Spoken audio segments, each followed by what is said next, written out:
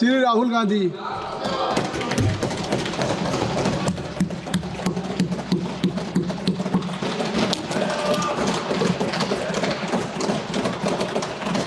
Thank you, Speaker Sir, for letting me speak today on the Constitution.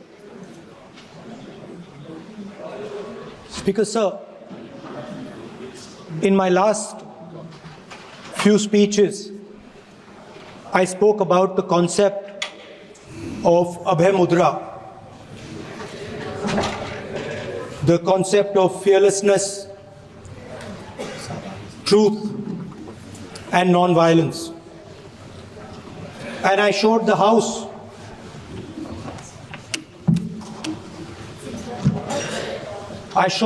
images of our different religions displaying this Abhay Mudra.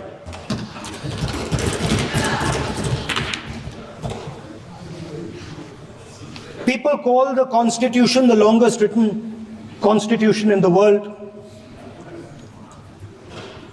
But the Constitution contains a set of ideas from one philosophy of our nation, one central philosophical set of ideas of our nation. When we look at the Constitution and we open the Constitution, we can hear the voice and the ideas of Ambedkar, of Mahatma Gandhi, of Jawaharlal Nehru. But where did those ideas come from? Those ideas came from an old, profound tradition in this country. Those ideas came from Shiva, from Guru Nanak, from Basavana, from Buddha, from Mahavir, from Kabir, from a list of people. So when we speak of the Constitution and we show the Constitution, of course it is a document of modern India, but it could never have been written without ancient India and her ideas. So when we look at this Constitution, we remember this list of people, all different variations on the same idea. And in front of us stand the people who follow a very different philosophical tradition.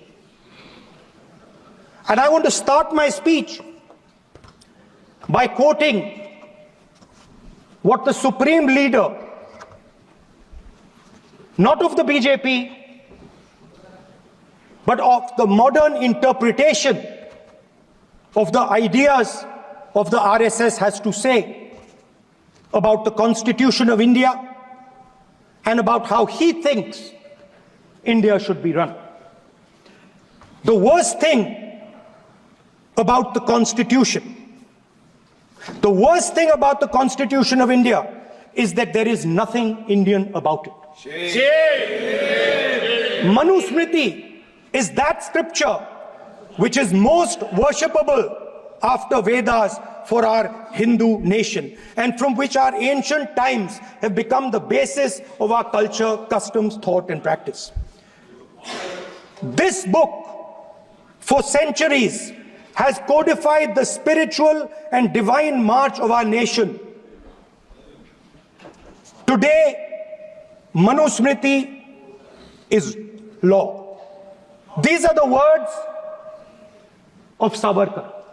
Mr. Savarkar has clearly stated in his writings that there is nothing Indian about our Constitution. He has clearly stated that the book India is run by should be superseded by this book. And this is what the fight is about. Now, it's nice that all of you are so-called defending the Constitution. But I want to ask you, do you stand by your leader's words? Do you support your leader's words? Because when you speak in parliament about protecting the Constitution, you are ridiculing Savarkar. You are abusing Savarkar. You are defaming Savarkar. I'd like to quote also in Hindi. Bharat के संविधान के बारे में सबसे बुरी बात तो यह है कि इसमें कुछ भी भारतीय नहीं है। भारत के संविधान के बारे में सबसे बुरी बात तो यह है कि इसमें कुछ भी भारतीय नहीं है। यह आपके नेता ने कहा था, जिसकी आप पूजा करते हैं। Speaker sir, I described in my first speech the idea of a battle taking place. I described the Mahabharata, described Kurukshetra. There is a battle taking place today in India. And on this side are the defenders of the idea of the Constitution. And from each state we have one. If you ask us Tamil Nadu, we will tell you Periyar. If you ask us Karnataka, we will say Basavana. If you ask us Maharashtra, we will say Phule ji, Ambedkar ji. If you ask us Gujarat, we will say Mahatma Gandhi. आप speaker को You praise these people. You praise these people hesitatingly because you have to. But the truth is that you want India to be run the way it used to be run. जैसे हिंदुस्तान पहले चलाया जाता था, वैसे ही आप हिंदुस्तान को चलाना चाहते हो। मैं बता रहा हूं, आ रहा हूं। पेशेंस रखिए थोड़ी, इतना एक्साइटमेंट नहीं होना चाहिए। स्पीकर सर, जब मैं छोटा था दिल्ली में, स्पीकर सर, दिल्ली के चारों ओर जंगल हुआ करता था। जो आज यहां रहते हैं उनको ताजुब होगा कि एम्स के बिल्कुल बगल में जंगल शुरू होता था। जहां रेलवे म्यूजियम है वहां पे जंगल शुरू होता था। वैसे ही जंगल में, दोनों नॉर्थ और साउथ, वैसे ही जंगल में हजारों साल पहले एक युवा, 6-7 साल का युवा, हर रोज सुबह उठ के 4 बजे उठ के, एक बच्चा, वाह बहुत बढ़िया, एक बच्चा 4 बजे उठ के तपस्या करता था। हर रोज सुबह तपस्या, हर रोज सुबह वो धनुष उठाकर तीर कमान चलाता था और घंटे उसने तपस्या की, सालों के लिए उसने तपस्या की।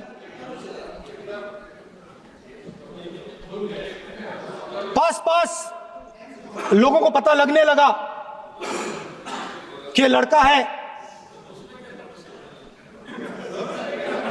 यही तो आप नहीं समझ सकते हो, यही तो प्रॉब्लम है। धनुष में तपस्या है, मनरेगा के काम करने में तपस्या है। तपस्या का मतलब शरीर में गर्मी पैदा करना, समझिए। हाँ, तब का ये मतलब है, तपस्या का ये मतलब है। तो ये तपस्या कर रहा था, लोगों को पता लगा और वो गुरु के पास गया। लड़के का नाम एकलव्य था और वो गुरु के पास गया और उसने कहा, गुरु द्रोणाचार्य जी, मैं सालों से धनुष चलाना सीख रहा हूं। मैंने अपनी पूरी शक्ति इसमें डाली है।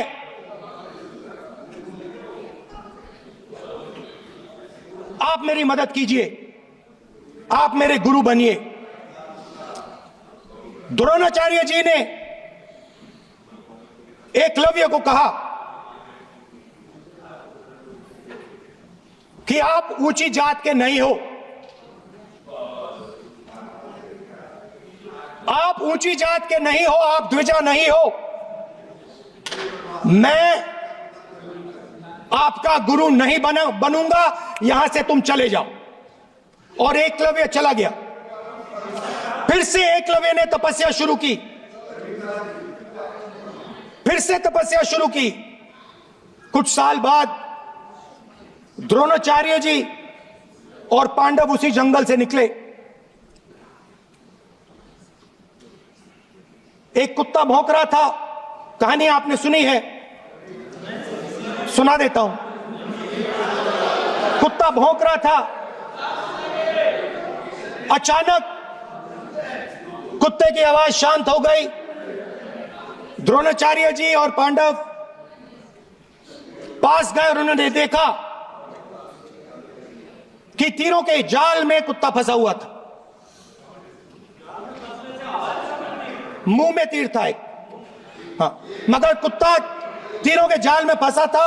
एक तीर मुंह में थी, शांत था कुत्ता, मगर कुत्ते को चोट नहीं लगी।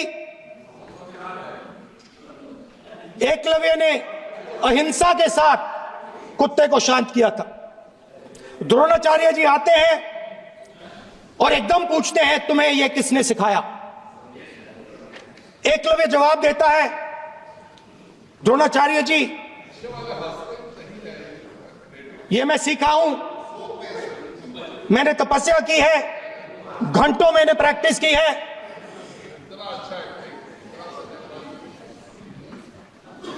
आपने मुझे गुरु बनने से मना किया था, तो मैंने एक मूर्ति, मट्टी की मूर्ति सामने रखी और मैंने प्रैक्टिस की और मैं सीखा। द्रोणाचार्य जी खुश नहीं हुए। द्रोणाचार्य जी ने एकदम कहा, तुम्हें मुझे गुरु दक्षिणा देनी है। नहीं नहीं, ये आपकी स्टोरी है, ये आपकी स्टोरी है। मेरी स्टोरी है कि द्रोणाचार्य ने पूछा।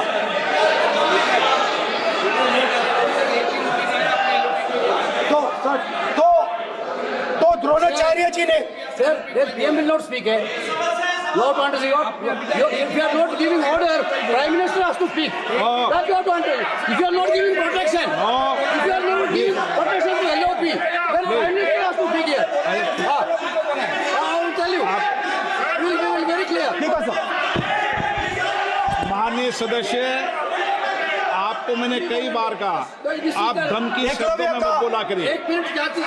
द्रोणाचार्य जी ने, कार्य मंत्री बोले, कितने डिस्टर्बेंस कर रहे थे। द्रोणाचार्य जी ने कहा कि मुझे आप गुरु दक्षिणा दीजिए।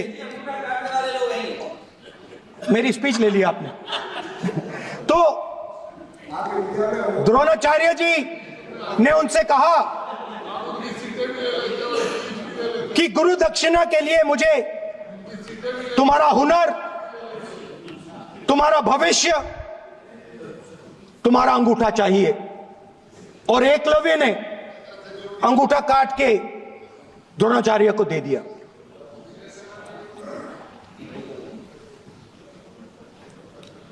यह अभय मुद्रा है। इसमें कॉन्फिडेंस, स्ट्रेंथ, निडरता कहां से आती है? हुनर से आती है, इस अंगूठे से आती है। ये लोग इसके खिलाफ हैं। जैसे द्रोणाचार्य जी ने एकलव्य का अंगूठा काटा, वैसे ही आप पूरे देश का अंगूठा काटने में लगे हुए हो। आप जैसे ही एकलव्य का, जैसे द्रोणाचार्य जी ने एकलव्य का अंगूठा काटा, वैसे ही आप हिंदुस्तान के युवाओं का जैसे ही एकलव्य ने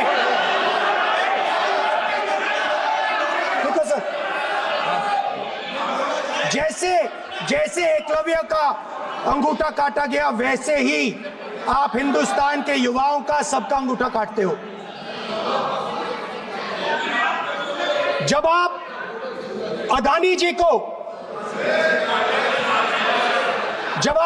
जी को धारावी देते हो, तो आप धारावी के जो एंटरप्रेन्योर्स हैं, जो स्मॉल एंड मीडियम बिजनेसेस हैं, उनका आप अंगूठा काटते हो। जब आप हिंदुस्तान के पोर्ट्स, एयरपोर्ट्स, डिफेंस इंडस्ट्री, ये सब जब आप अदानी को देते हो,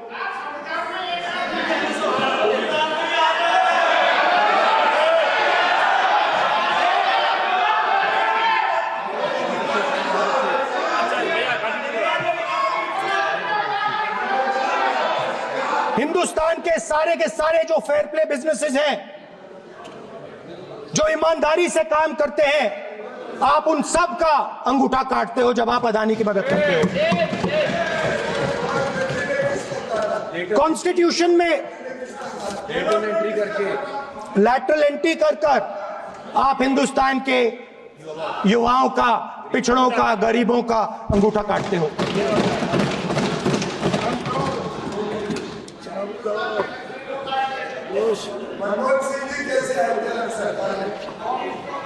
सर, स्पीकर सर, जैसे एकलव्य ने प्रैक्टिस की थी, वैसे ही हिंदुस्तान के युवा सुबह उठकर 4 बजे उठकर अलग अलग एग्जाम्स की तैयारी करते हैं। आपने देखा होगा, पहले हजारों युवा सुबह उठकर रनिंग करते थे, वेट ट्रेनिंग करते थे आर्मी में जाने के लिए। जब आपने अग्निवीर लागू किया, तो आपने उन युवाओं की उंगली काटी। जब आप पेपर लीक कराते हो, 70 बार आपने पेपर लीक करवाया है, तब आप हिंदुस्तान के युवाओं के अंगूठा काटते हो।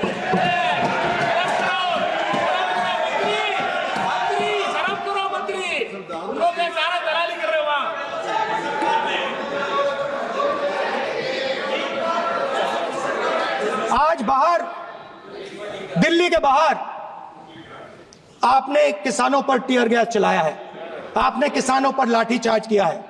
किसान आपसे एमएसपी मांगते हैं, सही दाम मांगते हैं, मगर आप अदानी को फायदा पहुंचाते हो, अंबानी को फायदा पहुंचाते हो और किसान का अंगूठा काटने का काम करते हो। देखिए, हम कहते हैं अभय मुद्रा, हम कहते हैं डरो मत, आप कहते हो हम आपका अंगूठा काट देंगे। ये फर्क है। एक तरफ कौन सर बोले, मेरे कहना है कि हम एक मिनट प्लीज बैठिए, आप बैठिए, प्लीज बैठिए, आप बैठिए।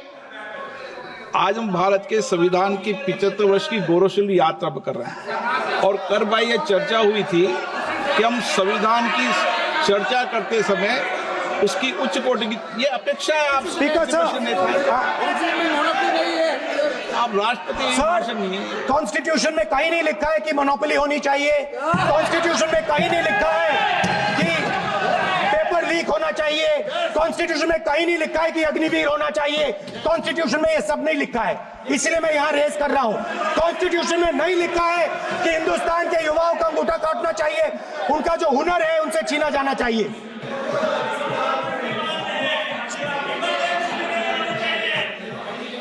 बैठे कर रहे हैं सर, 5 बजे अपनी बैठे करेंगे। अब कुछ नहीं बोलना है सबको। 5 बजे देखिएगा, 5 बजे देखिएगा क्या कर स्पीकर सर, मिलेगा। मैं कुछ दिन पहले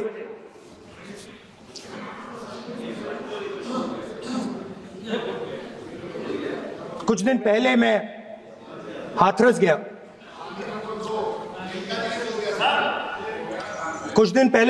गया। हाथरस में 4 साल पहले एक लड़की का बलात्कार होता है। गैंग रेप होता है, 3-4 लोग गैंग रेप करते हैं।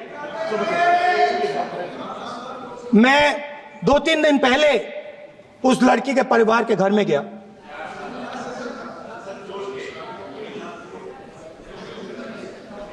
जिन्होंने गैंग रेप किया वो बाहर घूम रहे हैं और लड़की का परिवार अपने घर में बंद है। लड़की का परिवार बाहर नहीं जा सकता है। जो अपराधी हैं वो उनको रोज धमकाते हैं और वो बाहर घूमते हैं।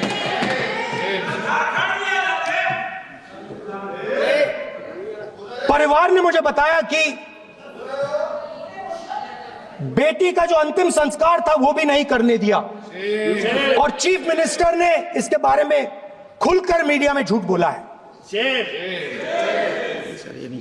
ये कॉन्स्टिट्यूशन में कहां लिखा है? ये कॉन्स्टिट्यूशन में कहां लिखा है कि जो बलात्कार करते हैं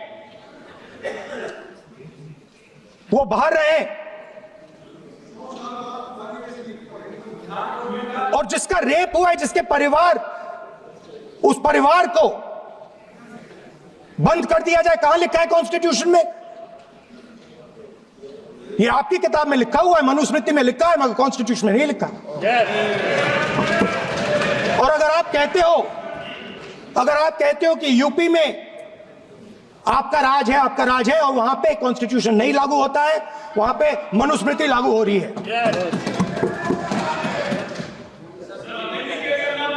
परिवार ने मुझे कहा कि यूपी की सरकार ने उन्हें वायदा किया था, कहा था कि हम आपका रिलोकेशन करेंगे, आपको कहीं और रहने की जमीन देंगे। आज तक 4 साल हो गए हैं, आज तक उनका रिलोकेशन नहीं किया गया है। और हर रोज उन्होंने मुझे फोटो दिखाई, वो बाहर निकलते हैं और जिन्होंने बलात्कार किया वो धमकाते हैं उनको। तो मैं इस हाउस में कहना चाहता हूं कि अंबेडकर जी के संविधान वाले लोग, इंडिया गठबंधन वाले लोग, हम सब मिलकर उस परिवार का रिलोकेशन हम करेंगे अगर आप नहीं करोगे तो। और हिंदुस्तान के हर गरीब व्यक्ति को हम ये कहना चाहते हैं, आपकी रक्षा कॉन्स्टिट्यूशन करता है और ये बीजेपी के लोग कॉन्स्टिट्यूशन पर 24 घंटा आक्रमण करते रहते हैं। कॉन्स्टिट्यूशन में लिखा है prohibition of discrimination on grounds of religion, race, caste, sex और place of birth. The state shall not discriminate against any citizen on grounds only of religion, race, caste, sex, place of birth or any of them. Some days back, youngsters from Sambal came to see me. Innocent people, they had done nothing. They were just, वो बस पास में थे, 5 लोगों को गोली मार के हत्या कर दी। ये कहां लिखा है कॉन्स्टिट्यूशन में? ये कहां लिखा है कॉन्स्टिट्यूशन में? तो लिखा है prohibition of discrimination of grounds of religion. और जहां भी आप जाते हो, एक धर्म को दूसरे धर्म से लड़ाते हो, नफरत फैलाते हो। कहां लिखा है कॉन्स्टिट्यूशन में? कहां लिखा है कॉन्स्टिट्यूशन में कि एक धर्म को दूसरे धर्म से लड़ाना है?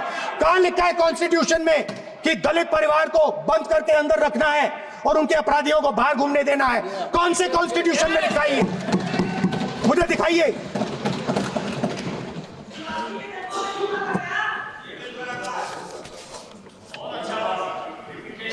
स्पीकर साहब, हमारी जो विचारधारा है, इंडिया गठबंधन की विचारधारा है, वो देश में कॉन्स्टिट्यूशन लाई है। हम सब मिलकर कॉन्स्टिट्यूशन की रक्षा करते हैं। अंबेडकर जी ने कहा था,